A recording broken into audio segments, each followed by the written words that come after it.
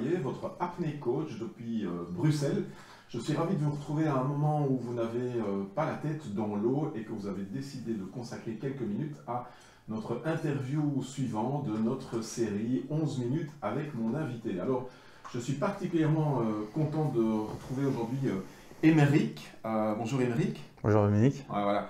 Alors, Aymeric est quelqu'un qui est un voisin, puisque il nous vient de France, il va nous expliquer ça dans un instant. Mais il n'y avait rien qui nous prédestinait à nous rencontrer, si ce n'est que, pour ceux qui ont vu l'interview de Sarah Campbell, à la fin de son interview, Sarah me proposait d'interviewer Aymeric, qui avait beaucoup de choses à dire sur la respiration. Et donc je suis ravi de cette synchronicité, parce qu'effectivement, avec Aymeric, j'ai fait une rencontre magnifique dont je voudrais vous faire profiter. Alors, Aymeric, merci d'être venu à Bruxelles. Tu profites d'une formation que tu viens suivre ici. Merci de nous consacrer un petit peu de temps. Bon, merci à toi. Pour les gens qui ne te connaissent pas encore, est-ce que je peux te demander de peut-être rapidement te présenter en quelques mots? Donc, moi, je m'appelle Aymeric Allard, je suis kiné en France. Et voilà, donc mon parcours, avant j'avais fait d'autres études, plutôt dans l'informatique, le management, et puis j'ai changé de vie. J'ai eu un cancer à l'âge de 20 ans et j'ai une autre vision de la vie. Je me suis beaucoup posé de questions sur la maladie et la guérison. Ouais. Et c'est de là où je me suis orienté vers la respiration, parce que j'ai vu de partout, on parle toujours de la respiration, et puis sans respiration, sans oxygène, on meurt. Je suis parti de quelque chose de très simple. Ouais. Et du coup, voilà, donc c'est là où je suis devenu kiné et c'est là où je suis parti dans toute une recherche sur la respiration. Ouais. Et c'est pour ça que je me voilà aujourd'hui avec toi, pour parler de la respiration. Exactement. Parce qu'effectivement, mes interviews, c'est parfois avec des apnéistes, mais Aymeric n'est pas forcément l'apnéiste face à vous. Par contre, il y a un lien quand même avec l'apnée, c'est lequel, Aymeric? Alors moi, j'étais kiné de l'équipe de France d'apnée pendant 3 ans. Ouais. Voilà.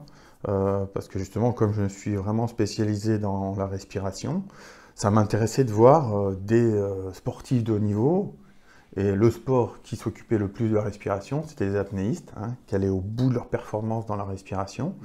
Donc du coup, j'ai fait voilà, 3 ans en kiné d'équipe de France d'apnée.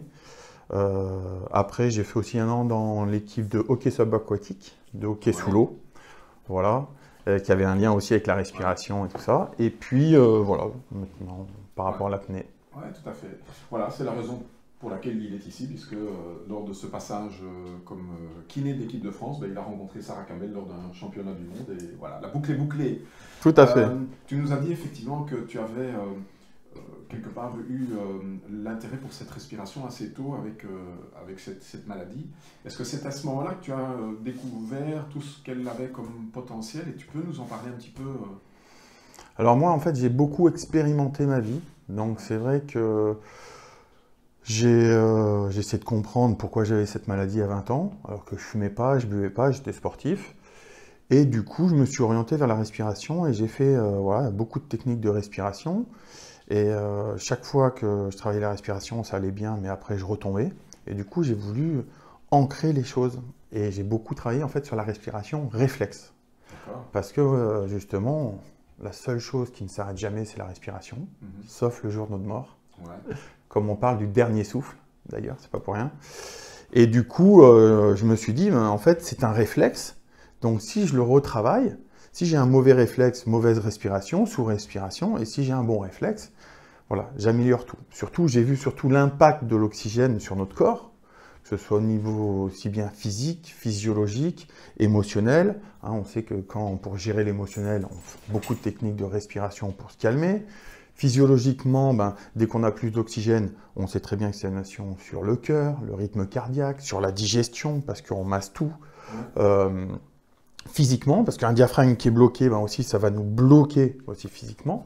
Mentalement, le plus gros consommateur d'oxygène, c'est le mental.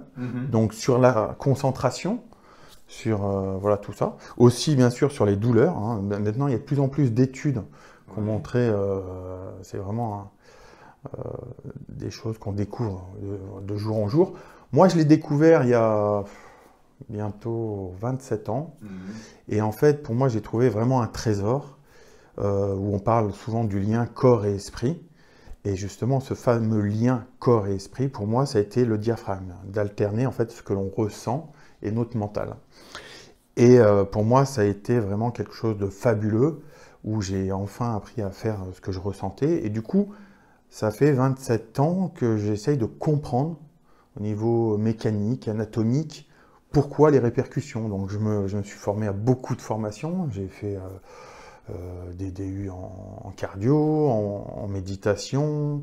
Voilà. Dès qu'il y avait une formation sur la respiration, et encore là, je viens me former, parce qu'on apprend toujours sur la respiration tellement c'est grand. Et du coup, voilà. Ouais. Il y avait quelque chose dans notre journée qu'on a passée ensemble aujourd'hui, il y avait quelque chose qui m'avait vraiment intéressé, c'était sur la signification que tu donnais à l'inspiration et à l'expiration. Et tu as parlé à un moment donné de cette expiration comme une sorte de poubelle qui nous permettait d'évacuer un certain nombre de choses. Tu peux un petit peu, pour des gens qui ne pratiquent pas forcément l'apnée, puisque vous, derrière votre écran, ce n'est pas forcément sur l'apnée qu'on est occupé de travailler, mais plutôt sur la respi. Tu peux peut-être nous dire ça, hein? Bah, c'est vrai que j'ai abordé de façon beaucoup plus globale la respiration. C'est vrai que pourquoi on parle de gens inspirants? Tiens, lui, il est inspirant. Quand on est stressé, on dit vas-y, souffle, respire. C'est quelque chose qu'on libère, en fait, le souffle. C'est vrai qu'on est dans une société, l'Occident, on est beaucoup dans le faire. On fait, on se remplit, on se remplit. L'être humain, inconsciemment, on a profondément peur du vide. Donc on va toujours se bloquer en inspiration, en fait. Et quand on stresse, d'ailleurs, le premier réflexe, c'est on inspire, on se remplit, on se remplit, on se remplit. Voilà, on peur, on dit j'en ai eu le souffle coupé, d'ailleurs. Ça bloque, et ça, le diaphragme, hein, quand on connaît, en inspire, il descend, et en expiration, il remonte. Et en fait, le diaphragme, à force de choc émotionnel, du stress, de travailler, parce que quand il se contracte plus de 24 000 fois par jour, un jour et nuit, eh ben, il va se contracter en bas. Si je fais ce mouvement-là pendant 24 000 fois, à un moment, le muscle, il va se rétracter. Eh ben, le diaphragme, c'est pareil, il va se rétracter en bas. Donc, il va se bloquer en bas, on va être comme ça gonflé, et justement, le fait de souffler, eh ben, on libère le stress, on vide la poubelle émotionnelle. Donc, moi, j'apprends beaucoup aux gens. Et ce qui est très intéressant et très surprenant, c'est ce que j'explique. Souvent, les gens pensent qu'on respire sur l'inspiration. Et en fait, c'est l'inverse.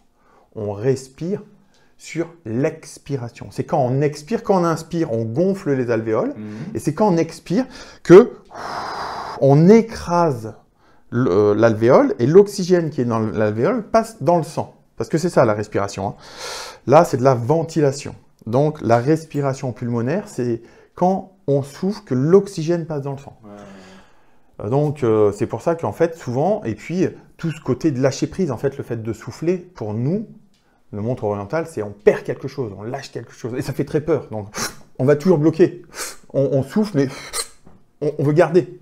Hein, on prend beaucoup. D'ailleurs, avec l'âge, hein, on se rétracte comme ça. Vous voyez jamais quelqu'un marcher dans la rue, les bras ouverts. Donc, on se rétracte en position fœtus. Et comme je dis toujours, c'est parce qu'on prend beaucoup et on donne très peu. Donc, on prend les choses. Et d'ailleurs, les gens, on leur dit quoi? L'autre, il me gonfle. Mentalement et psychologiquement, il me gonfle.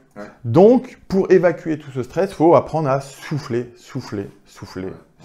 vider.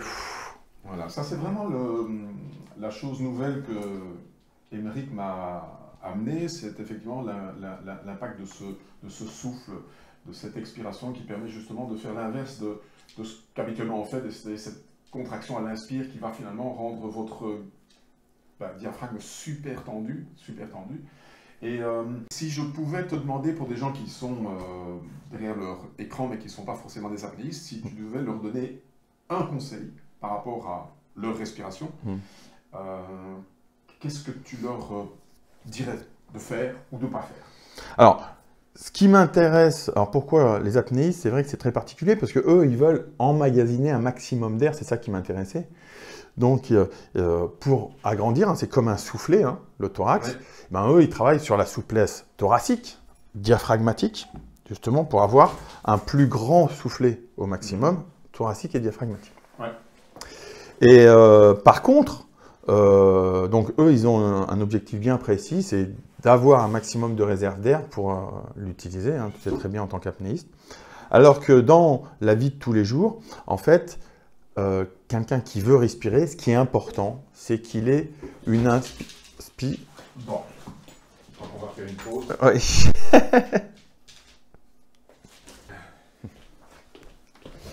C'est ça. Alors là, cas concret. La respiration, c'est l'adaptation. Tu vois ? Parce qu'en fait, justement, on va rebondir là-dessus. Toi, quand je faisais mes conférences, pareil, on a eu un problème technique. Et je leur dis, mais c'est ça la respiration. C'est dès qu'on est bloqué, que ce soit en inspi ou en expi, mais les 99% des gens sont bloqués en inspi, on est dans une situation figée. Même dans la vie, en entreprise. Dès que tu bloques sur quelque chose, tu ne peux plus avancer. La respiration, c'est justement, c'est l'adaptation entre les entrées et les sorties.